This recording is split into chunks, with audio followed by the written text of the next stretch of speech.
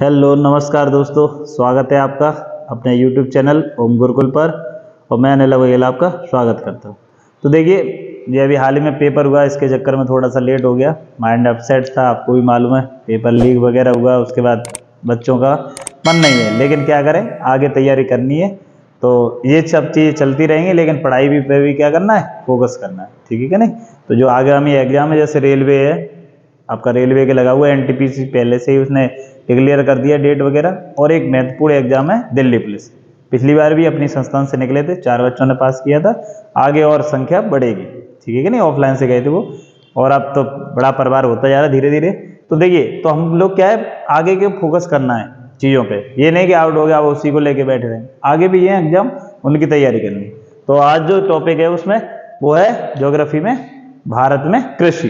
क्या टॉपिक है आज का, भारत में कृषि। इसको जानेंगे बहुत बढ़िया तरीका से, ठीक है कि नहीं। तो देखिए, चलते हैं वीडियो के ऊपर।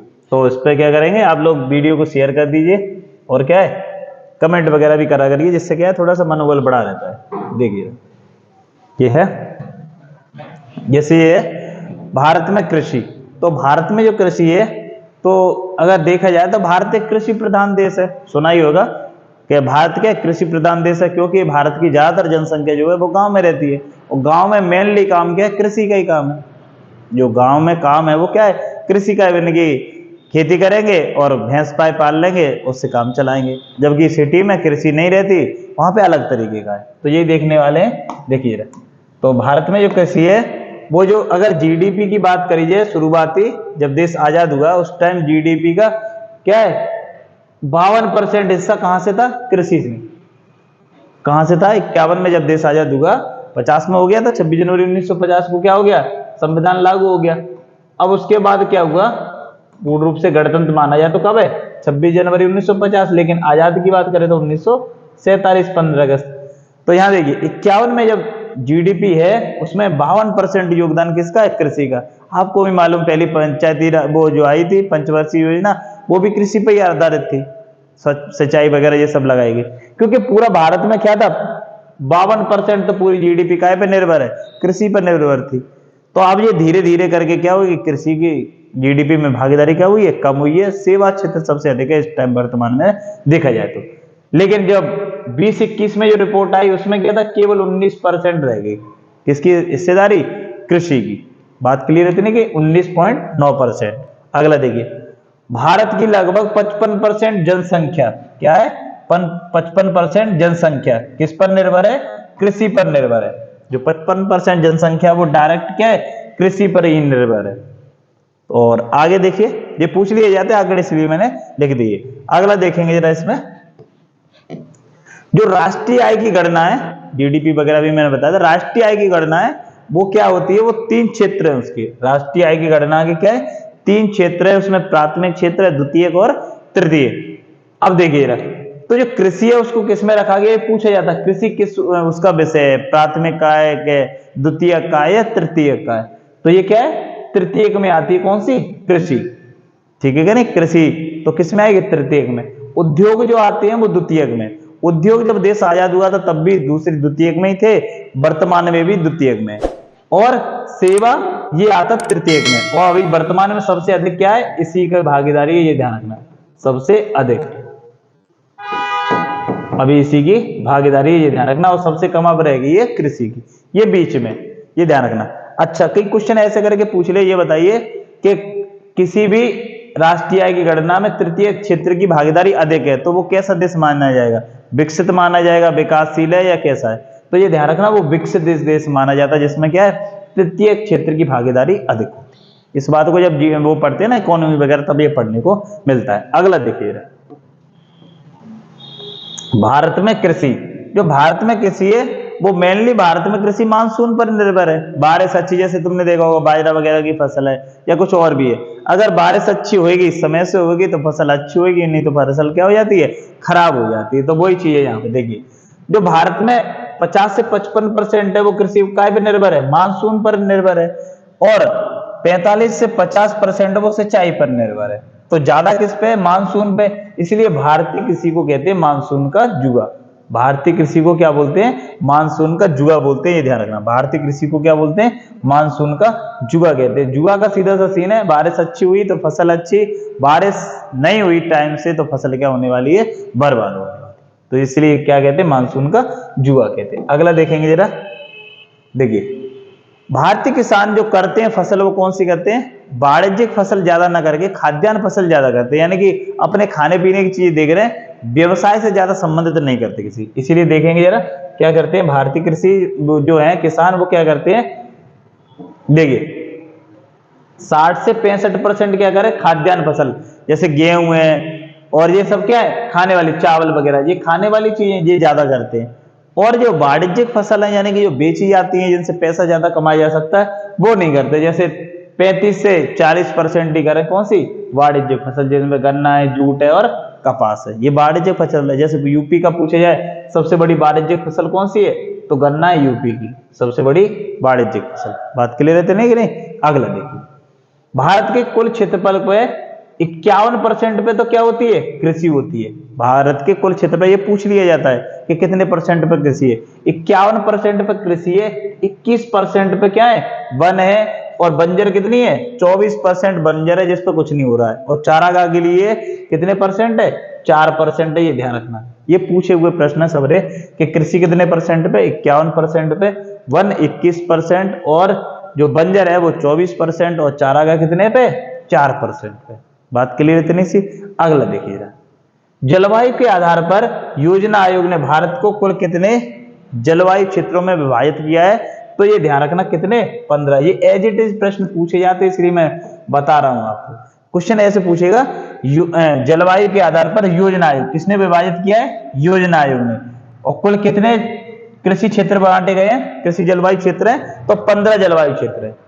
15 क्या है? कृषि जलवायु क्षेत्रों में विभाजित किया है। बात के लिए है कि नहीं? कितने में? 15 उसमें विभाजित किया। अगला देखेंगे जरा, एक और है नेशनल ब्यूरो ऑफ सॉइल सर्वे, यानी कि भारतीय मृदा के अनुसार जो है भारत में कितने कृषि पारिस्थितिकी क्षेत्र हैं? ये काय के अनुसार है? सॉइल सर्वे के अनुसार। ये किसके अनुसार थे? योजना आयोग के। योजना आयोग के अनुसार है 15 कृषि जलवायु क्षेत्र, और नेशनल ब्यूरो ऑफ सॉइल सर्वे के अनुसार कितने हैं? तो वो ध्यान रखना भारत में 20 कृषि पारिस्थितिकी क्षेत्र है।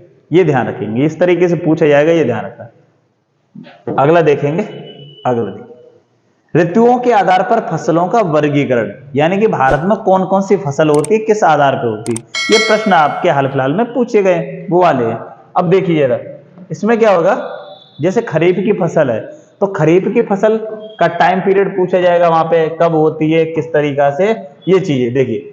तो खरीफ की फसल देखा जाए, ये चक्कर भी पूछ लेता कभी कभार, ये चक्कर कैसा है, कौन से क्रम में होती है। तो बुवाई इसकी जो होती है वो जून जुलाई, जैसे बारिश हुई, जैसे कहीं जून में हो जाती है नॉर्मली, अब यूपी वाले क्षेत्र में देखेंगे जुलाई में बारिश होती है तो उस टाइम बोई जाती है जुलाई में, जैसे बाजरा है और आपकी क्या मक्का वगैरह ये सब बोई जाती है वही वाली, तो जून जुलाई में। अब कटाई कब होगी? सितंबर अक्टूबर में। कटाई कब होगी? सितंबर अक्टूबर में। अब बात करें अरहर की तो वो नहीं कटती सितंबर अक्टूबर में, वो कब कटती है? लौट के गर्मी आ जाती दोबारा से, यानी कि फरवरी मार्च में कटती है। एक फसल ही हो पाती पूरी उस पर। अब जो अलग आ रही है वो अलग चीजें, ये ध्यान रखना। लेकिन जो असली वाली जो अरहर होती है वो क्या होती है? वो आपके बरसात के टाइम पे बोई जाएगी, यानी कि वही जुलाई वाले टाइम पे, और कटेगी कब? लौट के जाएगी मार्च वाले, ठीक है करे, मार्च फरवरी के आसपास। ऐसे गन्ना, गन्ना वार्षिक फसल है पूरी, यानी कि ये नहीं है कि कट जाएगी सितंबर। अब जैसे तुमने पढ़ के गए यहाँ पे, यानी कि जून जुलाई में बोए दो, अब गन्ना बड़ा हो भी नहीं पाया, तुमने सितंबर अक्टूबर में उसको काट भी दिया। तो ये सब बातें हो रही किसकी? जैसे बाजरा है, मक्का है, इन सब के लिए, ठीक है। तो गन्ना किस में आएगा? ये ध्यान रखना, खरीफ की फसल है गन्ना। बुआई कब होती है? ये ध्यान रखना, जून जुलाई में। और कटाई लौट के होती है, ये ध्यान रखना। बाजरा, बाजरा ध्यान रखना जून जुलाई में बोया जाएगा और सितंबर अक्टूबर में कट जाता है, ये सही है। मक्का बिल्कुल सही है। उड़द भी, अब तुम कह रहे हो उड़द तो गर्मियों में भी बो देते, वो अलग वाली है, लेकिन जो असली वाली है वो कब बोई जाएगी? यही वाली। धान, ध्यान रखना, यही वाला सेम सेम सी रहेगा, खरीफ की फसल में आती। जूट खरीफ की फसल में आएगा। कपास, तिली, ये सब क्या आएंगे? खरीफ की फसल में। दोबारा से, गन्ना है, जूट है कपास है, और क्या है आपका अरहर, बाजरा, मक्का, उड़द, धान, ये सब किस में आने वाले हैं? खरीफ की फसल में। बुआई जून जुलाई में, कटाई सितंबर अक्टूबर। अगला देखिए रबी की फसल। अब रबी की फसल देखें तो रबी की फसल में क्या होगा? जो बुवाई है इसकी, जब खरीफ की फसल कट जाएगी। अब हम लोग गांव से ही आए हैं सबरे, कोई विदेश से तो आए नहीं, अमेरिका से आए हैं, जो पता नहीं कब कटती है, ये सब चीज पता है कि तो खरीफ की फसल जैसे मान लो जो गेहूं वाला, तो गेहूं वाला कब बोया जाएगा? अक्टूबर नवंबर में बोई जाएंगे, क्योंकि भाई सितंबर अक्टूबर में वो कटेगी फसल, खाली होएगा, परिवट वगैरह करेंगे, फिर बोई देंगे। तो इसमें क्या होगा? फसल जो है वो गेहूं आएंगे, सरसों आती है, सरसों थोड़ी सी पहले बोई जाती है गेहूं से, जब हल्की हल्की मतलब गर्मी सी रहती तब सरसों बोई जाती है अक्टूबर के आसपास, जबकि गेहूं नवंबर में आके बोया जाता है। सरसों जो गेहूं के साथ में ही बोया जाता है। आलू थोड़ा सरसों के साथ के आसपास ही बोया जाता है, यानी कि गेहूं से पहले थोड़ा सा, लेकिन है सबरी काय में रबी की फसल में। मटर ये बोई जाएगी, चना, सरसों और चना साथ में बो दिए जाते, तो ये सबरी काय में आएंगे, ये आएंगे आपकी रबी की फसल में। काय में आएंगे? रबी की फसल। भाई बुवाई हो जाएगी अक्टूबर नवंबर में, कटाई कब होगी? कटाई इनकी होती कब? कटाई हो जाएगी आपकी कौन सी? मार्च और अप्रैल, मार्च अप्रैल। कटाई कब होगी? मार्च अप्रैल। जैसे तुमने देखा अप्रैल में गेहूं कटते हैं, मार्च में आलू वगैरह खुद जाते हैं, ठीक है ना, सरसों भी कट जाती है मार्च वाले टाइम पे, तो वही वाला है। अब मार्च कह सकते हो, फरवरी में ना जल्दी भी खुद जाते हैं, तो ऐसा नहीं है, एग्जैक्ट में ही पूछेगा। वो ऑप्शन क्या है वहां पे दे रखा है, बाय हिसाब से देंगे।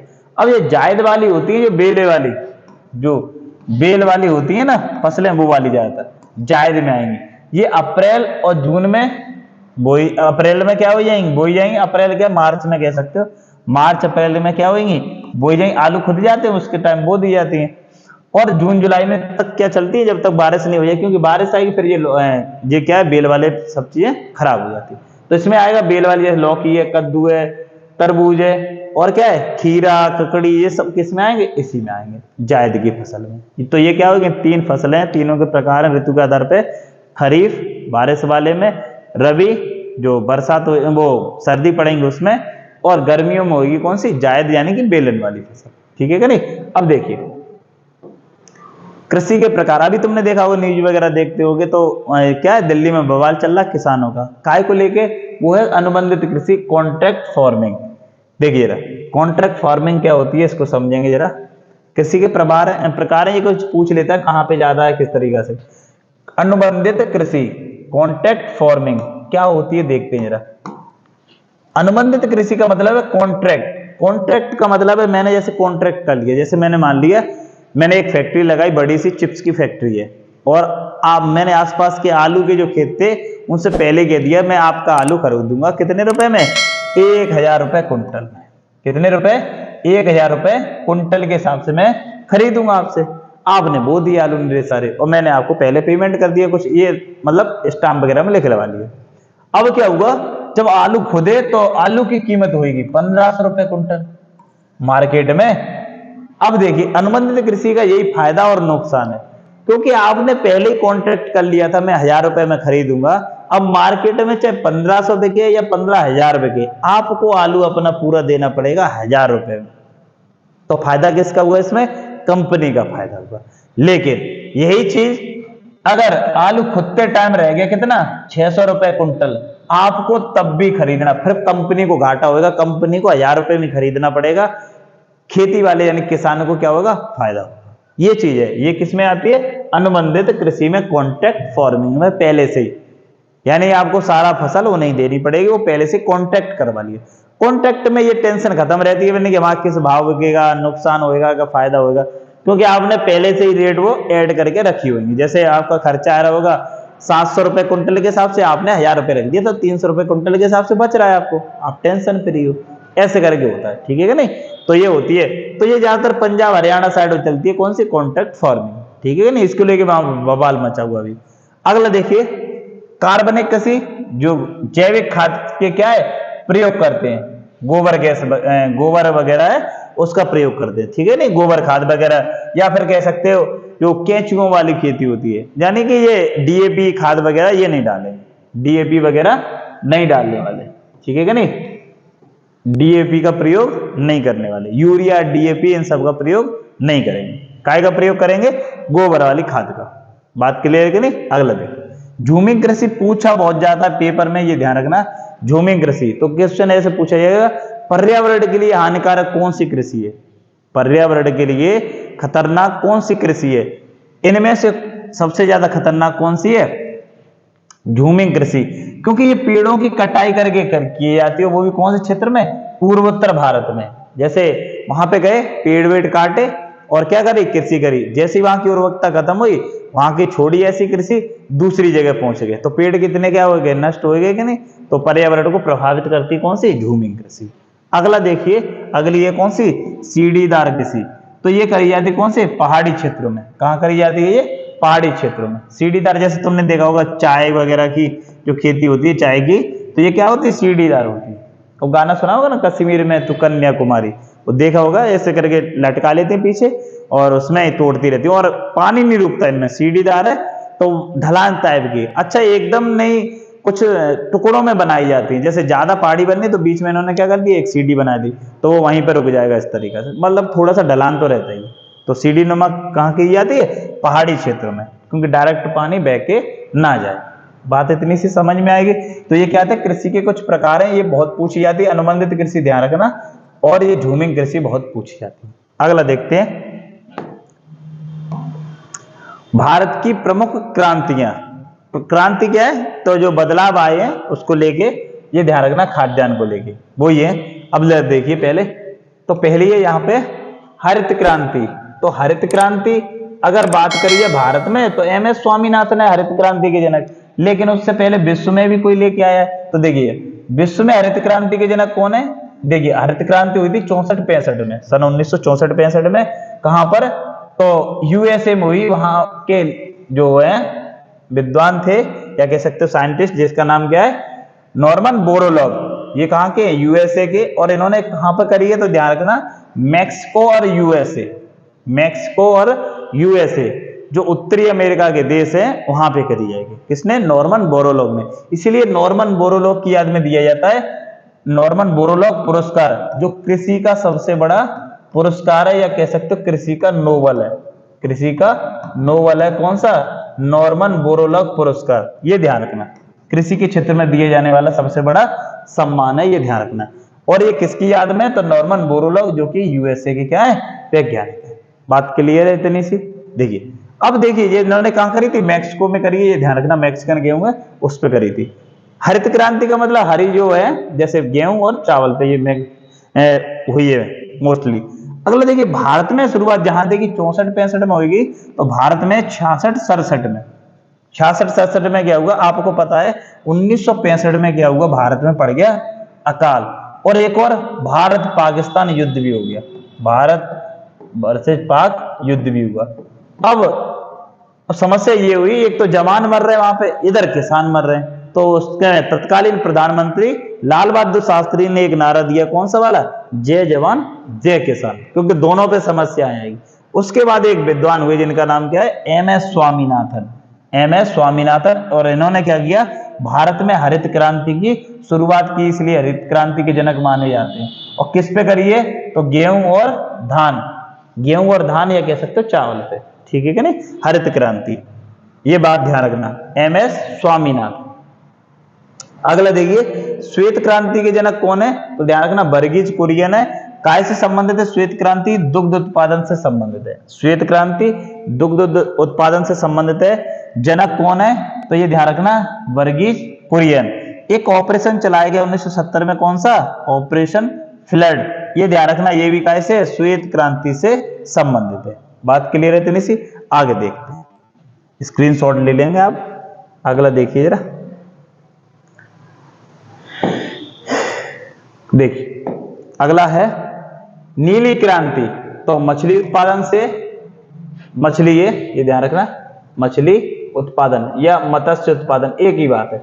मछली उत्पादन या फिर क्या है? मत्स्य उत्पादन एक ही बात है। और ये इससे संबंधित कौन सी? नीली क्रांति। विश्व में सबसे अधिक कहां पर है मछली उत्पादन? तो चीन में। भारत में देखा जाए तो कौन सा है? कर्नाटक। कौन सा है? भारत का राज्य कर्नाटक, उसमें सबसे अधिक क्या है? मछली उत्पादन है। बात क्लियर है इतनी सी?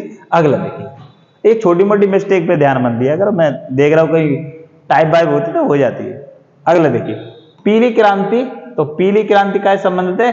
तिलहन से संबंधित है, ध्यान रखना। इसमें सरसों, सूरजमुखी, पीली क्रांति क्या आएगी? तिलहन से संबंधित है। तिलहन देखी हुई, सरसों तो देखी होगी, शाहरुख खान जो बाएं फैलाता है, तुझे देखा तो ये ध्यान आसन, वही वाली है तिलहन, यानी कि, और इसमें क्या आ जाएगा? सरसों और सूरजमुखी, तेल वाली चीज।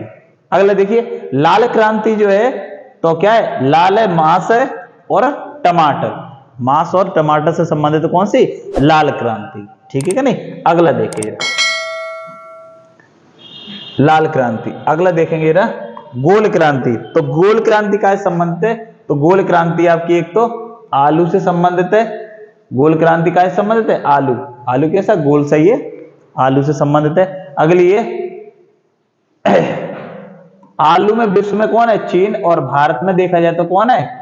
उत्तर प्रदेश, और उसमें भी देखा जाए तो पश्चिमी यूपी जो पड़ता है वो, उसमें सबसे अधिक आलू होता है, ठीक है क्या नहीं? भूरी क्रांति, तो भूरी क्रांति है किससे? कृषि उर्वरक से, ठीक है क्या नहीं? कृषि उर्वरक रसायन है उससे संबंधित है, ठीक है क्या नहीं?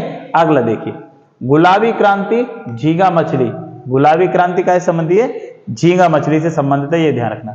रजत क्रांति, रजत क्रांति का से? अंडा और मुर्गी पालन से, अंडा और मुर्गी पालन से कौन सी?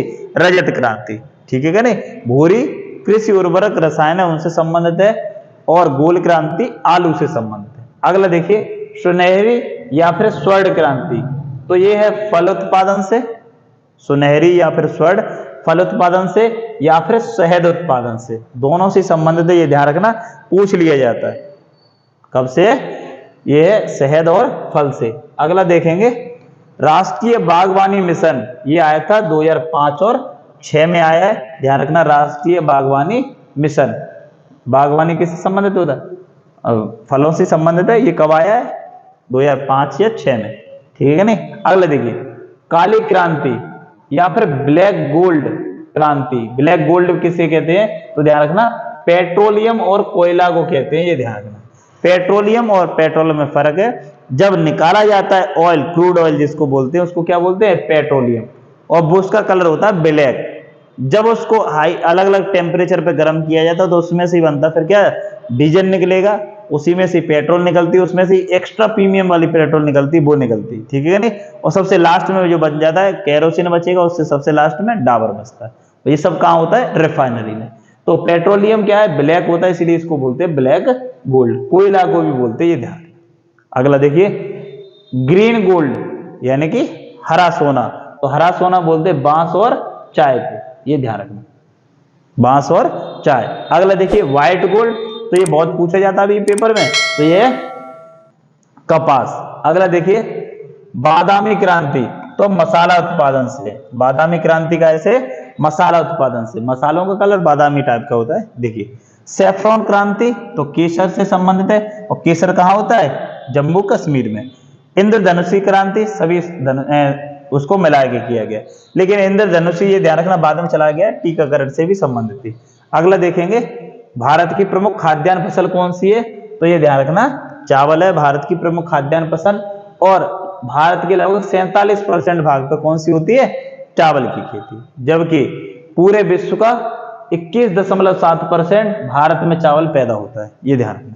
पूरे विश्व का 21.7%, और भारत में कुल कितनी खेती पे होता है? 47% पे। अगला देखिए, चावल उत्पादन में पहले नंबर पे देखा जाए तो कौन सा है? चीन, और भारत में पहला स्थान किसका है? पश्चिम बंगाल में, ठीक है क्या नहीं? और केंद्रीय अगर चावल अनुसंधान पूछा जाए तो कहां पर है? कटक, उड़ीसा में, केंद्रीय चावल अनुसंधान, ठीक है क्या नहीं? दोबारा से चावल उत्पादन में पहले नंबर पे चीन है, भारत में देखा जाएगा तो कौन सा? पश्चिम बंगाल, लेकिन केंद्रीय चावल अनुसंधान संस्थान तो कटक, उड़ीसा में। अगला देखिए जरा, अगला देखिए, गेहूं उत्पादन में, तो गेहूं उत्पादन में ध्यान रखना, पहले नंबर पे जो आता है वो चीन है विश्व में, और भारत में देखा जाए तो यूपी है, लेकिन प्रति हेक्टेयर पूछेगा तो इसमें आता है कौन सा? हरियाणा, लेकिन वैसे देखा जाएगा तो कौन सा है? ये ध्यान रखना, यूपी है। अगला देखेंगे, अगला देखिए सरसों, तो सरसों में तो राजस्थान है भाई, ये ध्यान रखना। पूरे भारत में सबसे अधिक कहाँ सरसों है? राजस्थान में, ये ध्यान रखना, राजस्थान। ठीक है कि नहीं। कॉफी देखा जाए विश्व में कौन सा है? ब्राजील। और भारत में कौन सा है? कर्नाटक। और कर्नाटक में कॉफी अनुसंधान केंद्र है कहां पर? कुर्ग। कर्नाटक है, वहीं पर है कॉफी अनुसंधान केंद्र। अगला देखिए चाय में जो है विश्व में कौन है? चीन है। चाय में विश्व में कौन है? चीन है। और भारत में चाय में कौन है? असम। ठीक है क्या नहीं। चाय में विश्व में कौन है? चीन। भारत में कौन सा है? असम। सोयाबीन विश्व में है यूएसए, अमेरिका, यूएसए। और भारत में देखा जाएगा तो क्या है? एमपी। इसलिए एमपी को कहते हैं सोया प्रदेश। सोया प्रदेश बोलते हैं। सबसे अधिक क्या होती है? सोयाबीन होती है। प्रोटीन भी सबसे अधिक काय में होती है? सोयाबीन में। वो वाली नहीं चाउमीन में जो डाल के खा लेते लोग, आज चाउमीन खाए रह जाएगी चक्कर में, क्या प्रोटीन मिले? सोयाबीन। अरे भैया वो खाद सी है, वहां में कुछ नहीं है। अगला देखिए रबड़ में तो विश्व में कौन है? थाईलैंड। रबड़ उत्पादन में विश्व में कौन है? थाईलैंड। और भारत में देखा जाएगा तो कौन है? केरल। विश्व में कौन सा है? थाईलैंड। और भारत में देखा जाएगा तो कौन सा है? केरल। अगला देखिए सब्जी उत्पादन, तो सब्जी उत्पादन में विश्व में देखेंगे तो चीन है। और भारत में देखेंगे तो अब यूपी पहले नंबर पे, और वेस्ट बंगाल यानी पश्चिम बंगाल कौन से पे? ये है आपका सेकंड नंबर पे। बात क्लियर है कि नहीं। अगला देखिए जूट में विश्व में भारत पहले नंबर पे, ये ध्यान रखना। अगर भारत में पहला पूछा जाएगा तो वो वेस्ट बंगाल है। बात क्लियर है कि नहीं। अगला देखिए गन्ना विश्व में देखा जाएगा तो ब्राजील है। और भारत में देखा जाएगा तो यूपी है। और यूपी की सबसे बड़ी खाद्यान्न वो वाणिज्यिक फसल भी है कौन सा चीज? गन्ना। मूंगफली में गुजरात है, ये ध्यान रखना। अगला देखिए तंबाकू में आंध्र प्रदेश। और तंबाकू अनुसंधान केंद्र कहाँ है? आंध्र प्रदेश के राजमुंदरी में। ठीक है कि नहीं। राजमुंदरी में ही क्या है? तंबाकू अनुसंधान केंद्र। तो ये थी भारत में कृषि की एक वीडियो बनाई, जिसमें क्या है जो उससे संबंधित जो भी प्रश्न बन सकते हैं वो सब क्या है ऐड कर ली। अब ऐसे ही वीडियो पाने के लिए क्या है, वीडियो को और शेयर करा करिए, जिससे मनोबल बढ़ता है। कमेंट जरूर करें। ठीक है, तो मिलते हैं नेक्स्ट वीडियो में। जय हिंद, जय भारत।